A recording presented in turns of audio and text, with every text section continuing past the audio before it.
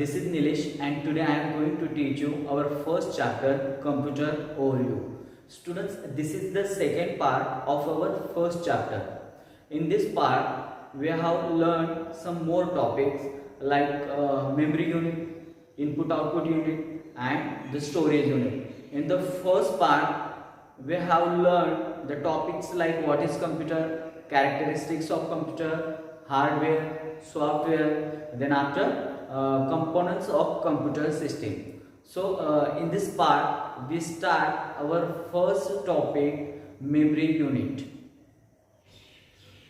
The computer memory used to store data or a program either temporarily or permanently. There are two types of computer memory. First is a primary memory and second is secondary memory. Primary memory also divided into three types: RAM, ROM and CMOS. RAM stands for random access memory, ROM stands for read-only memory and CMOS stands for complementary metal oxide semiconductor memory. So let's see the first random access memory, that is RAM. Random access memory is used to store data and instructions during the program execution.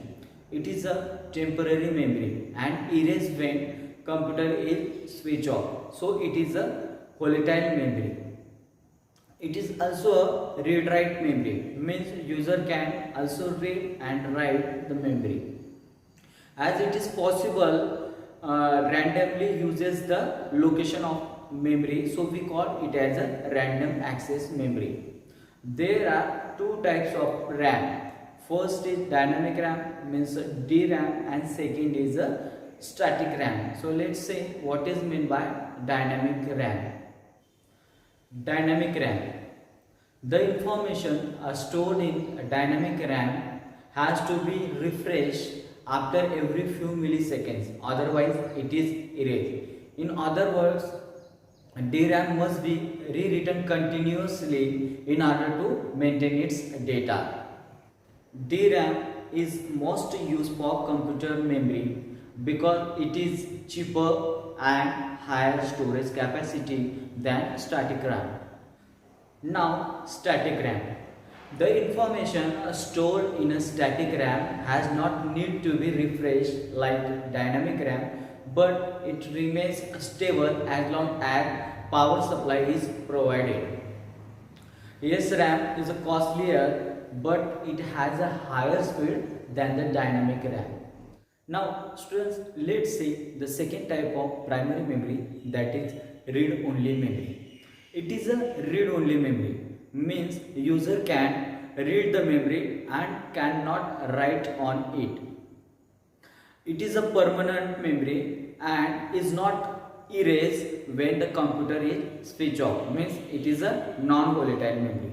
Students, there are five types of ROM. That is, first is mask ROM, second PROM, third EPROM, fourth EEPROM and fifth EAPROM.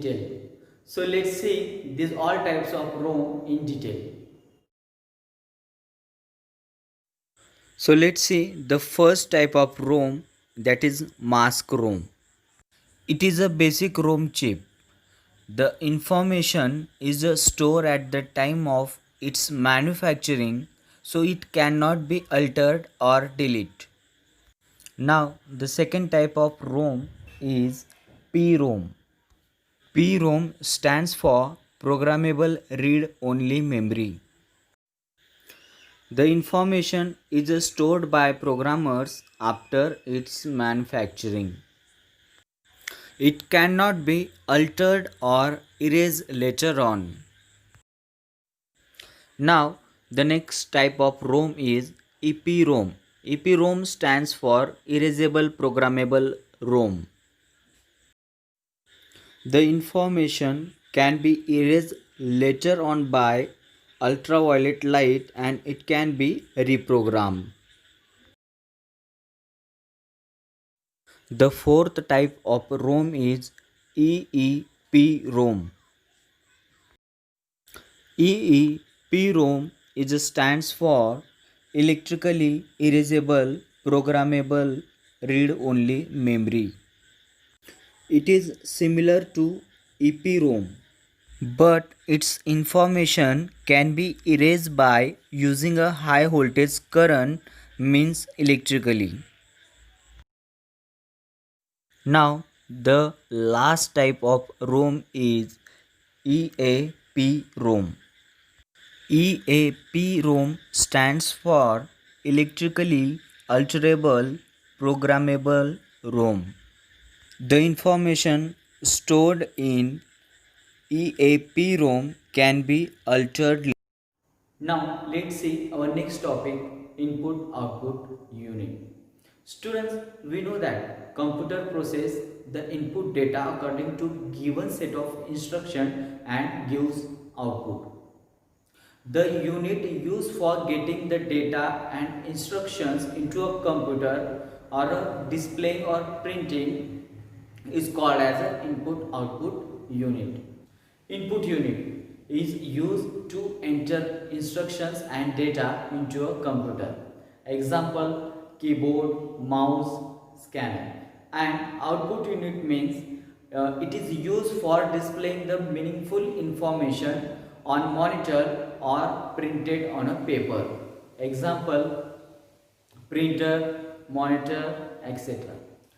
Students, after understanding input output unit, our next topic is storage unit. We know that storage capacity is one of the main characteristics of a computer. A large amount of data can be stored and retrieved quickly and accurately. The primary memory has a temporary memory. The primary memory is a temporary memory and has limited storage capacity. So data can be stored separately in secondary backup device to keep it permanently. And the example of secondary storage devices are hard disk, floppy disk, CD-ROM, pen drive, etc. Students, I hope you have understood all these topics very well. The remaining topics we will discuss in the next part of the video. Have a good day. Bye.